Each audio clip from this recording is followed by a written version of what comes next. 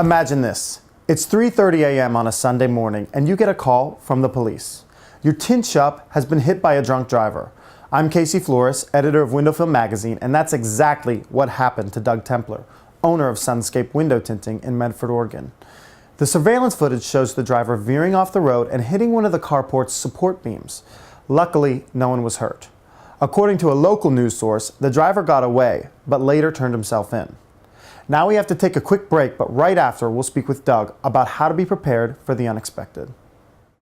What's new with the 2016 International Window Film Conference in Tintoff? Visit WFCTevent.com to view the show schedule, make your hotel reservations, and register as an attendee or competitor. Attendees, remember to register by September 16th to take advantage of our pre-registration discounts. Welcome back. We've got Doug Templer on the line, whose shop was damaged by a drunk driver. Doug, thanks for joining us. Thanks for having me. So, what was going through your mind as you were headed to the scene?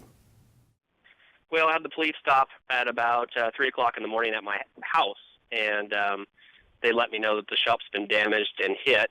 And so I was able to get onto my phone and see through my cameras that the police and the fire trucks have already gotten there. The police said that I didn't need to respond right away, but as far as going back to sleep after they stopped by, it was pretty impossible. So, we went back down there the next day and started cleanup. But as far as the things going through my mind, it's just, wondering how we're going to stay in business and keep things going. And so, how did you do that? Well, luckily enough, the damage was out in the front of the property, and it really didn't affect the main building. So, aside from roping it off, it wasn't too difficult to keep things going. Okay, that's great. Now, I'm sure you never expected this. How can business owners be ready for something similar? Well, we happen to be on a really busy street, and this isn't the first incident that's happened in this exact same spot.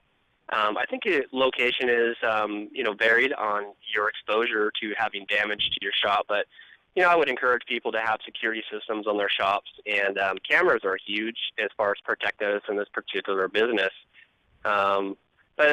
Just being prepared, if you lose power, have generators and different stuff like that to keep you going. Now, you got some local news coverage out of this. Has anything positive come from it, maybe after the word came out? Yeah, the exposure was actually really positive. I don't personally own the building, I lease it. So it really wasn't anything detrimental to me personally. And, we put it on Facebook, and a couple news places here in town did a couple stories in a little spot on the TV. And believe it or not, it really was a positive for us because people were interested in learning what was going on, and it gave us exposure for the business itself. So it really helped us out, to believe it or not.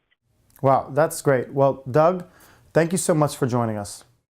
Yeah, thanks for having me over. Now, shifting gears a bit, if you haven't seen the latest episode of Tint TV, you should. We visited Eddie Russell's shop, Sunset Glass Tinting, in Houston, Texas. The episode's on Tint TV's Facebook page and is packed with practical tips you can apply to your own business. Eddie will be joining us at WFCT this year to take part in our second ever Top Dealer panel, so make sure you come out to the show.